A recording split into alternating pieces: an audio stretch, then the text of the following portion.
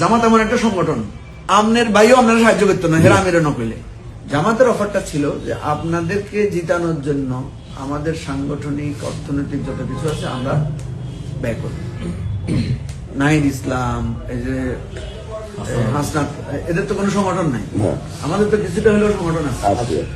ঠিক আছে, আমাদের তো কিছুটা হলেও আমরা পুরানো লোক, আমাদের বন্ধু বান্ধব। জামাতে ধরেন 100 জন নেতা থাকলে 50 জন নেতা তো আছে যে আমার লোক কাজ করছে, আছে না?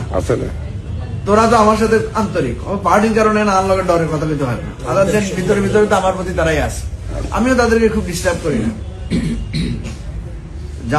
জামাতের অফারটাই তো ছিল এটা, যে আপনাদেরকে আমাদের সর্বশক্তি দিয়ে আমরা সাহায্য করবো। এই কারণেই তো আমরা জামাতের সাথে গেছি, দুইটা কারণে।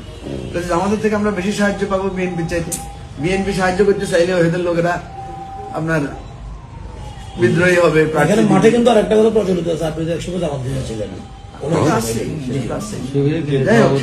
সেটা অন্য ইস্যু। ধরেন সে বদনামী আমাদের বিরুদ্ধে আগে থেকে আছে। এখন প্রসঙ্গ হলো ভাইয়ের, আমি সাইদ ভাইয়ের প্রশ্নের জবাব দিচ্ছি। উনাদের ইন্টারেস্টে আমরা ওনাদের সাথে আসছি, আমাদেরকে সহযোগিতা করা তো ওনাদেরই নৈতিক দায়িত্ব। আমি তো ওনার কাছে খুঁজুম না, অবশ্যই। নাম্বার 1। 2 নম্বর হচ্ছে ওনারা একটা ভুল করছেন। ওনারা যদি লিয়াকত সাহেবকে প্রার্থী হিসেবে রেখে দিতেন তাহলে আজকে ওনাদের কথা ছিল। ওনারা তো লিয়াকত সাহেব প্রত্যাহার করে ফেলছেন আমাদের সাথে আলোচনা শেষ হওয়ার আগে। অন্তত আমি যদি ইলেকশন করতেন না, তো ওনাদের অবস্থা কি?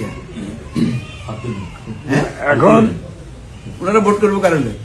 মঞ্জু ভাই, আপনার সুন্দর একটা কথা। না, আমি শেষ করে দিই, এটা আর এই আলোচনা করবো না, পরে করবো। অর্থাৎ জামাতের নিজেরই দায়িত্ব আমাদেরকে সাহায্য করা। জামাত এমন একটা সংগঠন, আমনের ভাইও আপনারা সাহায্য করতো না, হেরা আমিরও নকলে। আইন যদি হারা দিনে নিচে করি কোনো লাভ আছে? হে সুইচ টিপ না দিলে বাতি চলতো না, যতই